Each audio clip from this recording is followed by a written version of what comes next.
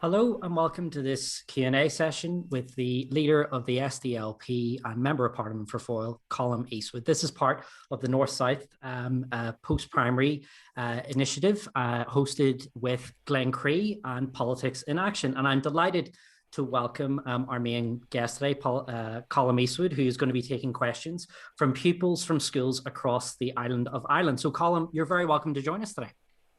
Thank you, David. Thanks very much. Good to be here. No problem. Okay, let's go right into questions. Colum, we've got a mix of them on Irish unity, Brexit, COVID-19, and so on. So let's go to the first question, which is from Rowana, who's from Luttrellstown School. So Rowana, what's your question for Colum Eastwood? Hello. My question is, do you think a united Ireland would create more problems than it would solve? Go ahead, Colum. No, I don't. I think it'll solve a lot of problems that we have. But it's not a panacea. It's not a silver bullet, and it's not easy to do. I think for far too long people have pretended that it was easy to do, easy to deliver, and that it would solve every single problem. But fundamentally, it makes a whole lot more sense for this island to operate as one. It makes far more sense to have people in Donegal accessing health service in Derry than it does going to Dublin for cancer treatment. It makes far more sense to have one economy, one inward investment strategy, one education system. In my view, that's, and I think we have much more in common across this island than we do, frankly, with people running the British government. So we have, it's very difficult if you're in Scotland or Northern Ireland when you have a government being run by Boris Johnson and a group of English nationalists who don't have any votes. They had less than 3,000 votes in Northern Ireland the last time. They have no votes in Northern Ireland, very few in Scotland, and yet they get to make the decisions on our behalf. And what they're increasingly doing now is making decisions that we should be making for ourselves. So I think it is time, absolutely, to begin the process of uniting the island. But I say that with a very clear view that you can't impose that on anybody. Good Friday Agreement is clear. We have to decide this for ourselves. But I think those of us who want to see constitutional change have to do an awful lot to make people from a different background, from a unionist Protestant background, people who don't identify as either unionists or nationalists, to make them feel very comfortable, and not just comfortable in a kind of condescending way, but to make them feel part of it, to make them feel ownership of it, to make them feel like they're helping to co-design this new state. And a big part of that will be to maintain, I think, some of the institutions that we have, some of the institutions of the Good Friday Agreement that are there to protect minorities. So I think it absolutely is the biggest and best idea around. I think it's an idea whose time has come. But I think there's a huge burden on this generation of politicians to do it properly, to not mess it up. I mean, we had enough messing with this issue over many generations. And I think it's time now to finish the job, but do it in a very different way, and to do it in a way that's about that shared island where we're actually bringing people together, recognizing that we all live here together, nobody's going anywhere, and we have to create a shared home place for everybody, regardless of your view of the constitutional question. Okay, Colum, thank you very much. There is a question on, you've touched upon it, Colum, but our next question actually touches upon that aspect of planning, and this is from Cara, who's from Dominican College in Belfast. So, Cara, your question, please. So is a united Ireland just an aspiration, or are you actively planning for it? Well, we're actively planning for it. I think for far too long, it was kind of aspirational for many people, and none of us did enough of the hard work to actually begin to persuade people. So we have already begun a huge conversation with people from, quiet conversations with people from a traditionally unionist background. We're doing that in every town and village across Northern Ireland. We are also, in the next 2-3 weeks, whatever it is, launching a new Ireland Commission, which will be about actively working on every single one of those difficult issues and planning and putting papers out there. It'll not be an SDLP vision that wins this. It'll be a vision that is made up of a whole lot of different people's views. But we want to contribute to that conversation. We think we have a lot to say on it. We've already done a lot of quiet work on it, but we will be doing much more public work in the coming weeks. And I think it's incumbent on all of us to actually get on with that work. And we won't always agree on where what the solutions are, what the ideas should be. I mean, even people who are on a kind of a nationalist side, for want of a better term, won't always agree on how to do this. But it's important that all the different strands of opinion have their say. And I actually think it'll be an interesting period, because there are political parties in the north who don't want to talk about the issue, and I think that's fine. That's up to them. But I wonder, when the issue becomes more and more front and centre, how those political parties actually opt out of what will, I think, be the biggest political issue of the next decade. Yeah, and Colum, just on that, I mean, obviously this is now being talked about across the island, and Claire Byrne had a big programme during that start of the week. What are you making of how that conversation is developing across the island? Well, I think there's some good and some bad. I think it's good that we have a shared island unit. I argued for it. It's good that we have £500 million to spend on projects that are practical. But I do believe the Irish government has to take more of a role in curating this conversation and involving people, different strands of opinion. Political parties will do their bit, but it's going to take it. If you look back through all of the peace process, it was the work that John Hume was doing was about bringing the Irish government to the right place so they could use their influence, and then they were using the influence in America, and it was getting governments to move things forward. I firmly believe that has to happen. I think it will happen. I think it's beginning to happen. I mean, you wouldn't have imagined the number of conversations and Zoom meetings and public meetings that have been had, and TV shows and podcasts, and even now we're talking about this issue. Just a few years ago, it wasn't front and center as much as some of us would have liked it to be. But Brexit has changed the world, and it's changed everything. And I just think people want to be part of the European Union and want to be part of a progressive, outward-looking vision for the world and for their country. So I don't think it would be good politics, frankly, for any Irish government to stay out of this issue for too long. Okay, thanks very much for that. And thank you, Cara, for your question to Colum. We're going to go back down to Dublin now, and we're going to go back to Luttrellstown, and we're hearing from Kyle, who's also got a question for you on Irish unification, Colum. Kyle. Do you think that the social conservatism of Ulster is reflective of young people's attitudes there, and can you see it being a problem for Southerners who become more liberal? Thanks, Kyle. Well, thanks, Kyle. I don't think it's reflective of society, whether people are younger or older in the north. I just don't. I think the DUP, frankly, are way out of step with their own voter base, or what was their voter base, and you're seeing that some of these social issues with people, but huge numbers of people leaving the DUP to go to vote for the Alliance Party, which is actually fascinating. I think a lot of that is rooted in the social issues. It's also rooted in Brexit, but I don't think they reflect the unionist population's view. I think there are lots of people in our society, in the north and in the south, who have strong views on issues like abortion, and we accommodate that in the party where we have, a conscience position. So that's widespread. I genuinely think, though, that we're all moving in the one direction, maybe at a slightly different pace. And what you're going to end up finding, I think, whether we would have wanted this or not, you're going to end up seeing a more liberal, actually legal framework in the north around abortion in particular than you will in the south, because frankly, I think politicians in the north didn't grasp the nettle, and then they left it to the British government, and that was always going to happen. So I think these issues are very important now, will be less important in the next couple of years, because they will be largely settled, in my view. Okay, thank you very much for that, Colum. And going on to, I mean, I suppose it's staying within kind of the Nationalist fold, Colum, but our next question is we're staying in Dublin with Luttrellstown. It's from Declan, who's got a question for why you chose the political party that you chose. Declan. Yeah, why did you choose the SDLP over Sinn Féin?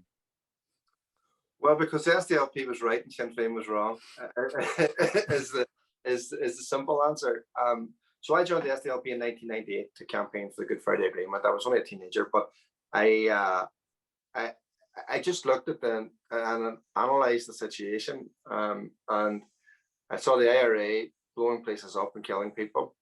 and no Irish unity as a result of it. Just we're probably further away from Irish unity as a direct result of the IRA's violence. And I saw John Hume argue for decades for the consent principle, for power sharing and Stormont, for an all Ireland dimension, for North East West dimension, for exclusively peaceful means. And then I watched everybody else agree with them. Literally everybody else, particularly within nationalism on the island of Ireland, whether it be the Irish political parties in the south, latterly Sinn Féin. And so the analysis was the right one. And I don't think I would have ever joined a political party who got the analysis wrong for 50 years. I just don't know why I could support Sinn Féin on that basis alone, and never mind my absolute revulsion to how the IRA carried on over a very long, protracted period, and my view was morally totally bankrupt, but also just strategically stupid as well, and got us nowhere. So I felt genuinely that there was a moment after the Good Friday Agreement being signed for young people to take on the next phase of the job. And so that Good Friday Agreement generation, like Hume and Mallon and the rest of them and other political parties, they gifted us peace, which seems kind of not a big deal nowadays, but it was a big deal back then. They were able to end the Anglo-Irish conflict, which raged for many hundreds of years. So I think they gave us the opportunity then to do the next bit, to build the new Ireland that was imagined, and that's where I think that's why I joined the SDLP, because I think it's the best vehicle for doing that. Okay, Colum, thank you very much for that. And we're going back up to Belfast now. Again, similar question about the SDLP. It's from Bailey from Dominican College in Belfast. Bailey, what's your question for Colum Eastwood? Why do you not contest elections in the South? So why do you not contest elections South? Go ahead, Colum. So I became party leader, when was it, David? 2015? 15, yeah. Yeah, just 5 and a bit years ago. And frankly, we weren't in a great state electorally, and we're only now getting kind of back on our feet. So, there are constituencies in Northern Ireland that I have yet to get organised properly.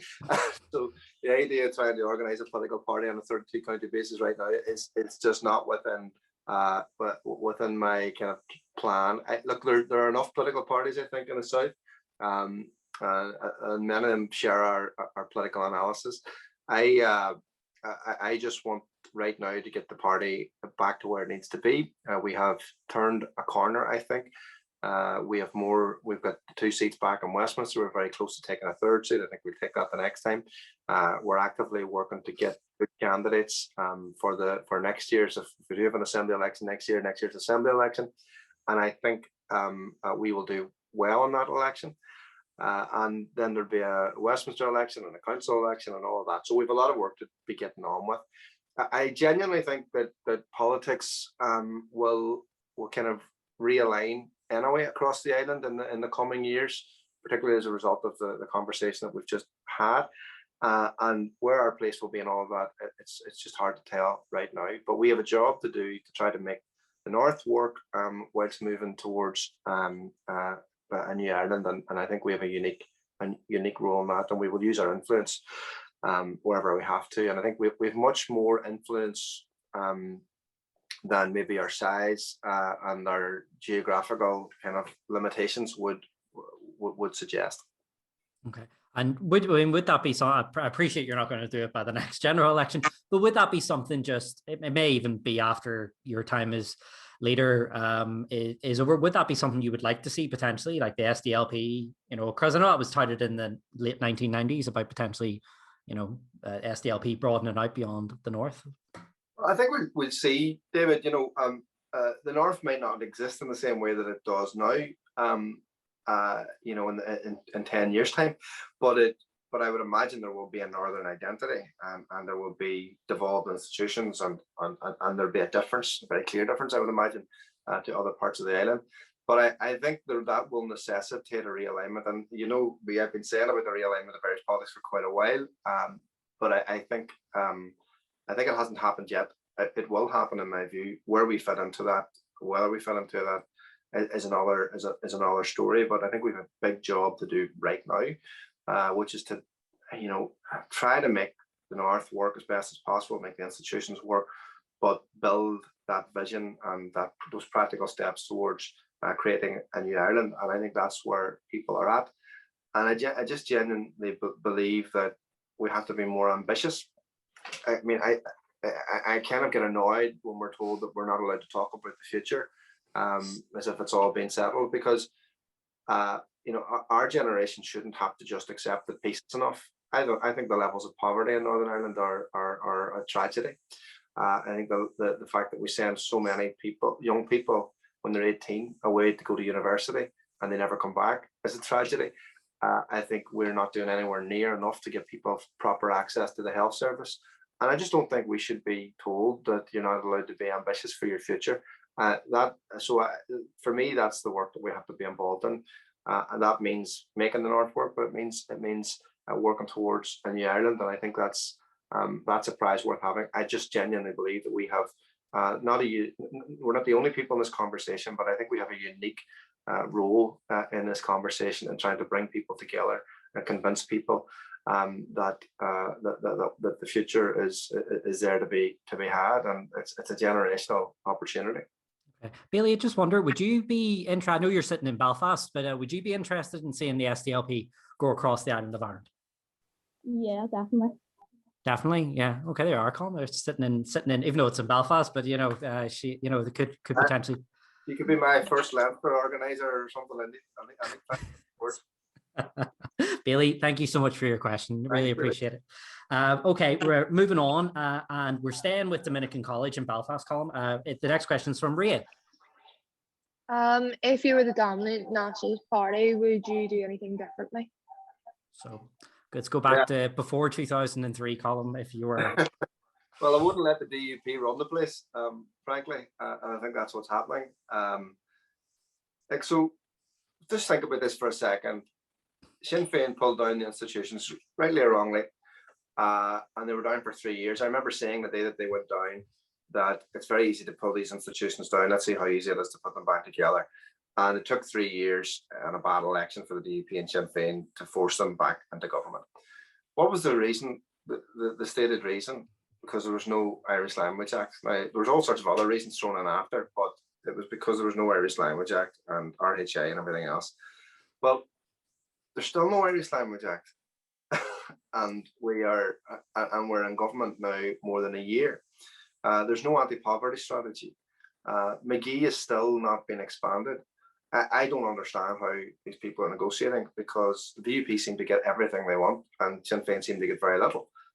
So I think they're with all of the kind of tough guy approach, I don't think they get very much when it comes to actually changing their constituents' lives, and that has been what has marked out Sinn Féin's time as leading the government over the past 10 years. Genuinely, they literally have not delivered for constituencies like mine, for places like West Belfast, where poverty is still far too high. Where in Derry we have the worst unemployment levels anywhere on these islands, and it would be easy fixed, but it just hasn't been done. And I think I would imagine if Mary Lou McDonald was looking at if Fianna Fáil had the same record in government as Sinn Féin have in the North, Mary Lou McDonald would be eviscerating Micheál Martin every single day of the week in Leinster House. So I just think, again, I go back to this thing about we need to be more ambitious for our generation and not just accepting of everything that we're told. I think there's an awful lot of bluster, an awful lot of stuff on TV which people are strutting their stuff and looking tough. But when it comes to actually delivering in government, I just don't see any real evidence that much gets delivered at all, particularly for places that have been left behind for decades. Okay, that's interesting. Again, for the southern schools, with the potential Sinn Féin being the official opposition. Thank you very much for your question, Ria. We're going up to your hinterland now, Colum. We're going up to County Donegal. We're hearing from Loretto now, and Sarah has a question for you. Ria was allowed to cross the border. Yes, Colum, my question is, do you think the citizens of Northern Ireland should be allowed to vote in Irish general elections, as they are directly affected by the decisions made in the Dáil? Sarah, thank you for your question. Yeah, I mean, I think first and foremost, we should be allowed to vote in presidential elections because the president is the president of a nation, not of the state. And I think every Irish passport holder should be entitled to vote in a presidential election. I think Northern MPs should be allowed to sit in Dáil Éireann. I've always felt that. I don't know how I would actually physically do both, but I think that there is a way of doing that. And obviously, in time, when the constitution changes, then we would expect our due quota of TDs from northern constituencies. Yeah, Sarah, just on that, just whilst I've got you there, what would you be supportive as someone who's in Donegal? You know, you'll be voting in an Irish election at some point. Would you be content enough with letting us vote in those elections? I suppose I'd be on a similar mind frame the Colum is that I would let them, like, not just Northern Ireland citizens, but Irish citizens abroad, let vote in presidential elections, as it's more symbolic, and as Colum says, it's representative of the nation as a whole. But ultimately, at the minute, people that live in Northern Ireland don't pay taxes here. Hopefully, in the future, that will change, and we'll all be paying the same taxes. But at the minute, I wouldn't let them. I wouldn't let the people from Northern Ireland vote in general elections here anyway. The old saying, no taxation without representation, no representation without taxation. Yeah, well, you see, I guess this is the interesting thing about doing this project. Like, you're the MP for Foyle, Colum, and yet next door, Sarah's literally not that far away from you, actually, from where you're sitting. You know. Yeah. Well, I'll tell you. So my father lives in Donegal. He lives in Iskaheen, just up above Muff, really. So it's about a mile from the border, and he had to go to Dublin to get a minor procedure done but he had to go to Dublin when he could have gone to Derry if we had had the right consultant, and it's just crazy, really, when you think about it.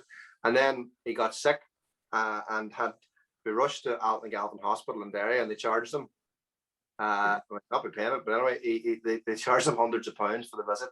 It's just, when you live, we understand, I think, on the border, how mad the whole thing is and how ridiculous it is. And even if we never change the constitutional position, we should be working a whole lot closer together on all of those issues, because it just makes no sense, particularly in the border areas.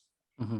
And just while Eamon from Loretto gets ready to ask his question, I just want to ask you one question about how confident would you be of the current government bringing forward proposals to allow a referendum on Northerners to be able to get to vote for the presidency? Well, it is. From what I'm hearing, it is in train, and the government is committed in policy terms to doing it.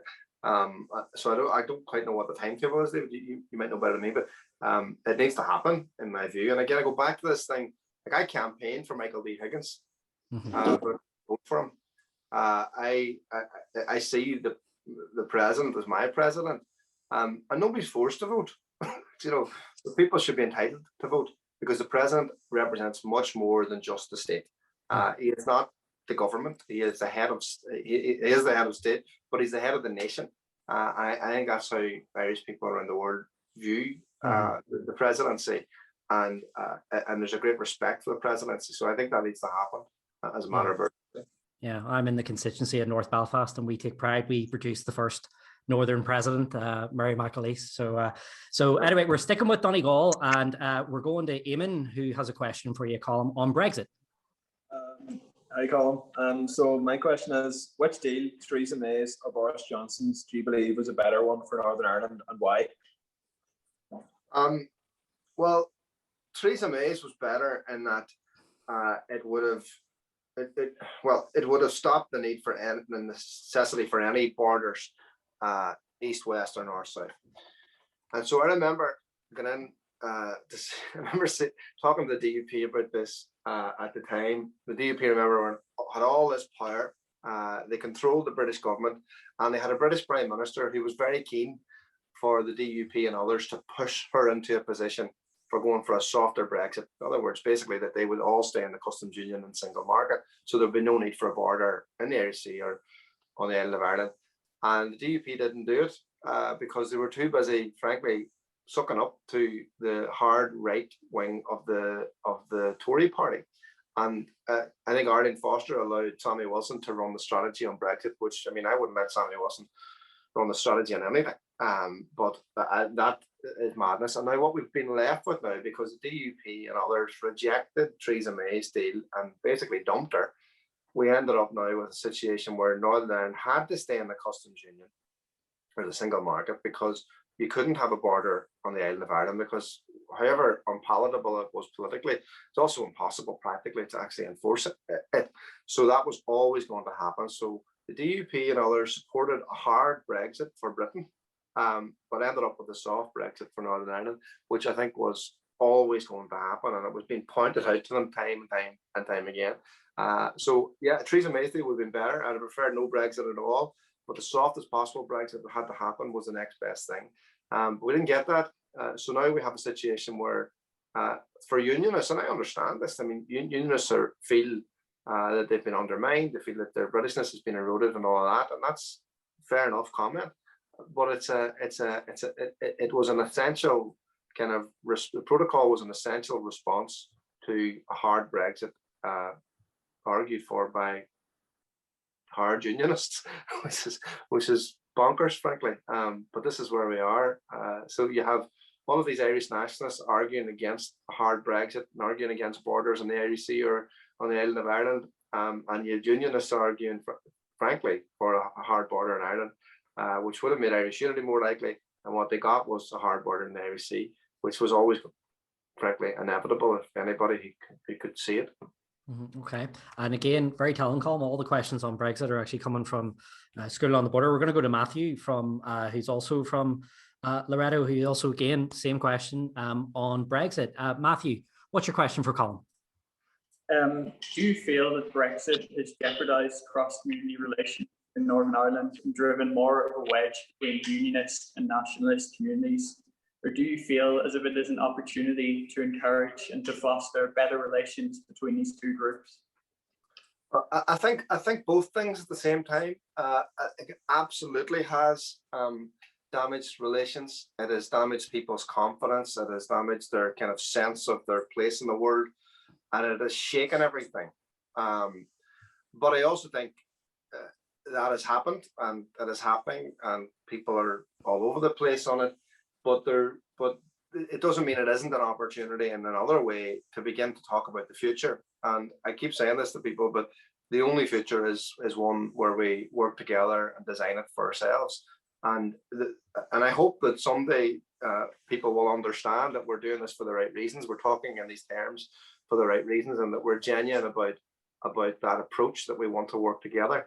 Brexit has made things very difficult. It hasn't been helped by certain politicians making things worse. And there has been a tendency in the history of Ulster unionism to snatch defeat from the jaws of victory and to claim defeat even when they're winning. And I think you're seeing that being played out now over Brexit. Like, when you think about what we have, I'm not making this argument, but if I was a unionist, this is the argument I'd be making right now. It would be, look, Northern Ireland is still part of the UK. That doesn't change until people vote for that to change. But we now have a unique opportunity to trade into the European market and the British market. That will make, if we do that right, maximize that opportunity, that will make people more comfortable economically, and then we can secure the union. That's what I would be saying. I don't actually agree with it, but that is a perfectly legitimate political position for unionists to take. But instead, they're running around as if the world is collapsing because, you know, frankly, we can't get some Amazon parcels. I mean, it isn't the end of the world. It is very difficult for certain businesses, but we're going to have to deal with that, and we're going to have to fix it. We can work through some of the issues. We're already solved some of them, but we have to be able to see the opportunities. I mean, I didn't want any of this. I argued more than most people against all of this, but we are what we are, and I don't understand the strategy. But I do think that there has to be a new look from everybody at what this place looks like, how it feels, and can we bring people together? I mean, that's what we're about.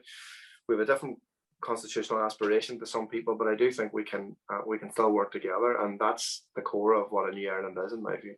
Okay, and we're staying in Donegal, Colum, and our next question is from Rachel, who is also, we're sticking with the theme of Brexit. Rachel, what's your question for Colum?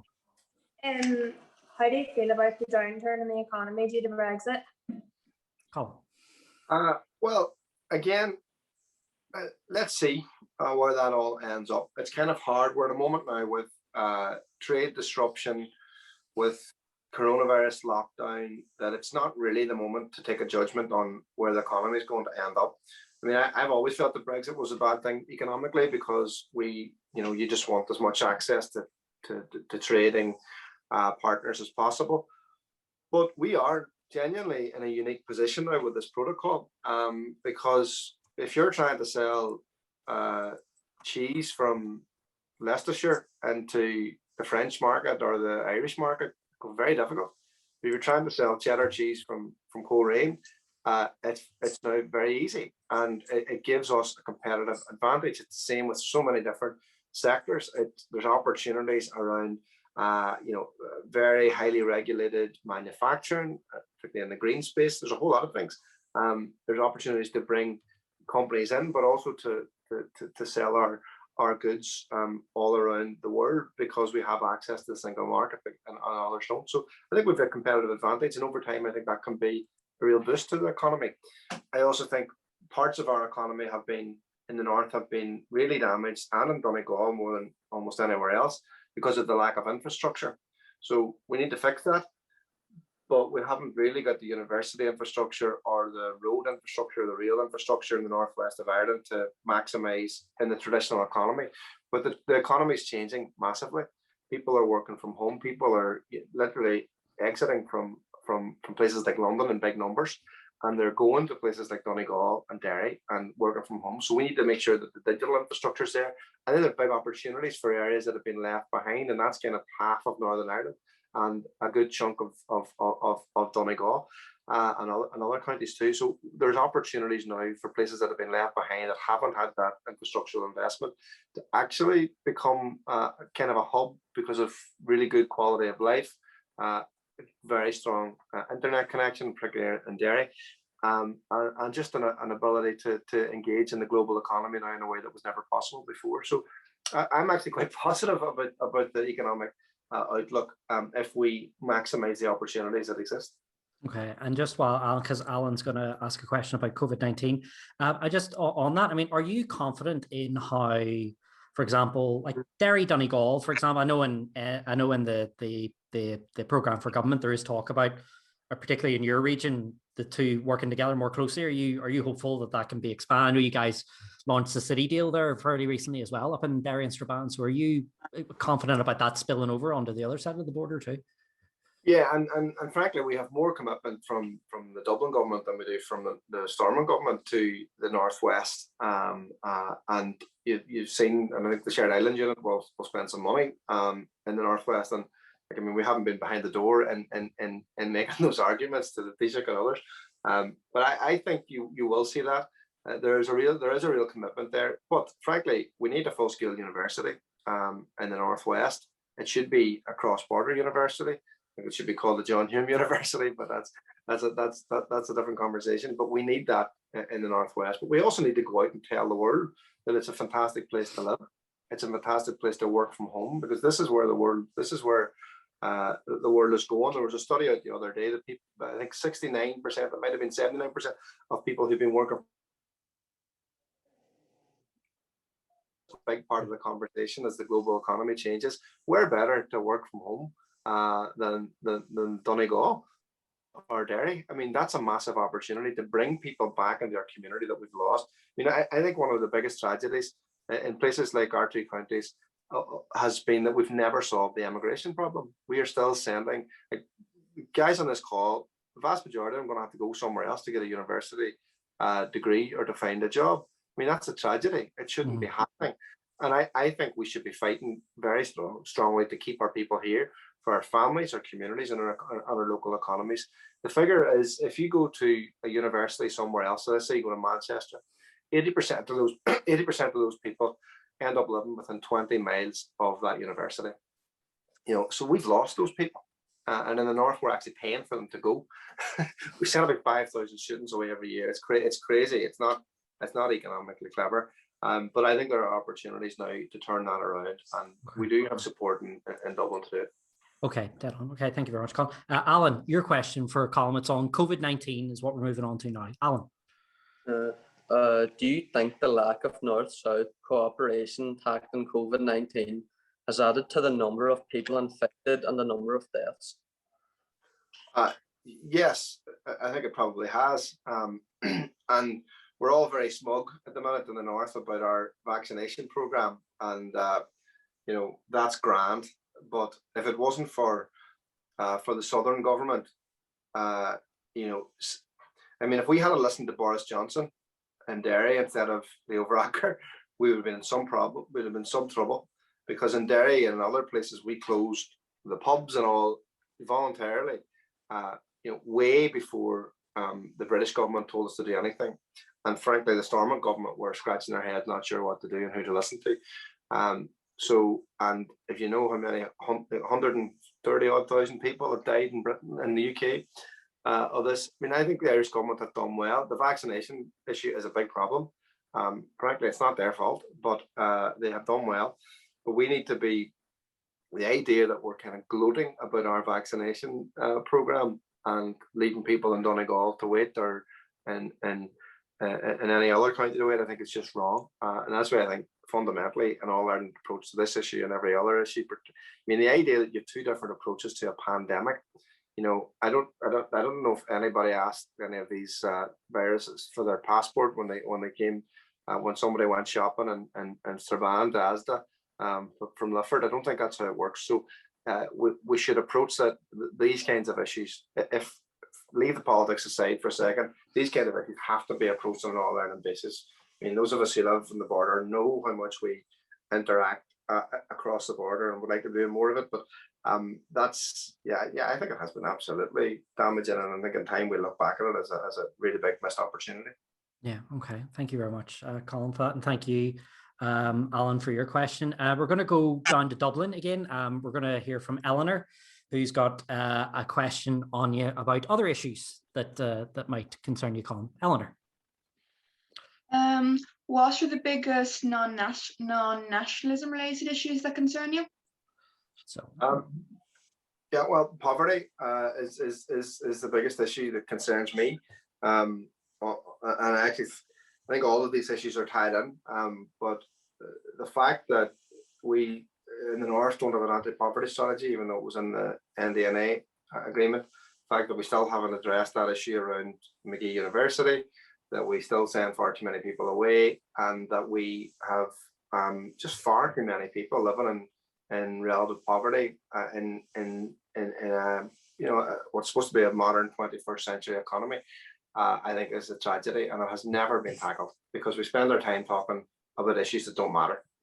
We spend our time arguing about how many days of the week or the year a flag should be on a building, or other issues that are important but are niche, and don't spend any time either talking about or holding politicians to account on issues like poverty. And for me, that's the number one issue. And access to the health service as well. We always say we've got this great health service. Well, it's great if you can get into it.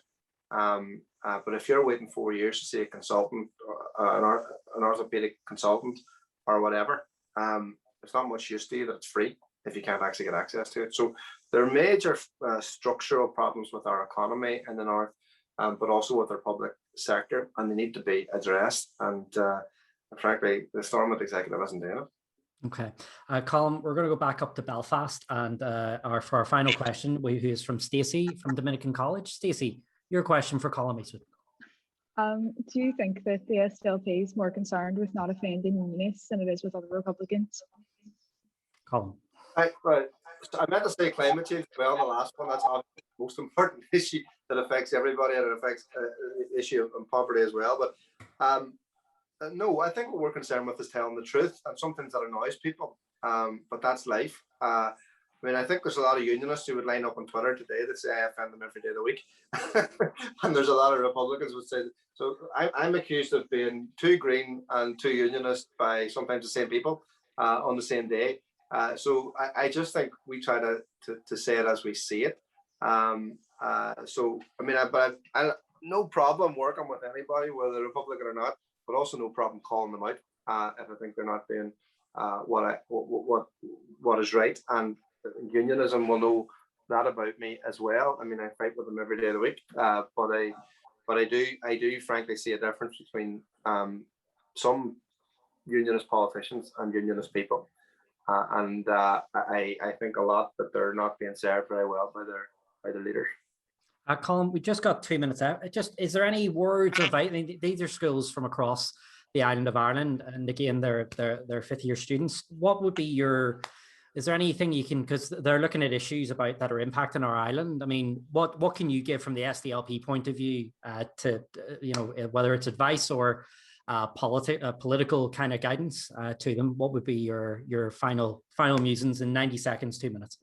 Well, I think, David, the most important thing is don't let anybody tell you can't talk about your future and you can't design it. I've heard all week people quoting John Hume and Seamus Mallon and everything else. Well, I knew them quite well, and I was a young political activist in their political party, and never once did I hear them say, right, that's it, done now. Thank you, we're all going to go home, and that's peace delivered. They were very ambitious and very keen to see young people taking charge and being ambitious for their own community and their own country. So I would say to you to not settle for what we have, because it's not good enough in my view. Just having peace, just having the absence of violence isn't good enough. You should never have to leave your own community to find a university place or to find a job. You should never feel that there are barriers within our society that can't be broken down. And you should never be told that this is good enough, because it isn't. So I think I'm not prepared to accept what we have. I don't think you should be either. And change is always made because young people make older people feel very uncomfortable, and that's your job. And I would encourage you to do that to us as much as anybody else. Okay, Colum, thank you so much for your thoughts today, SDLP leader Colum Eastwood, and also thank you to you guys for taking the time to craft such really thoughtful questions and for putting them forward. So thank you very much. And from all of us here on this program, I also want to thank Glencree and Politics in Action as well for bringing this program together. Thank you. Thank you.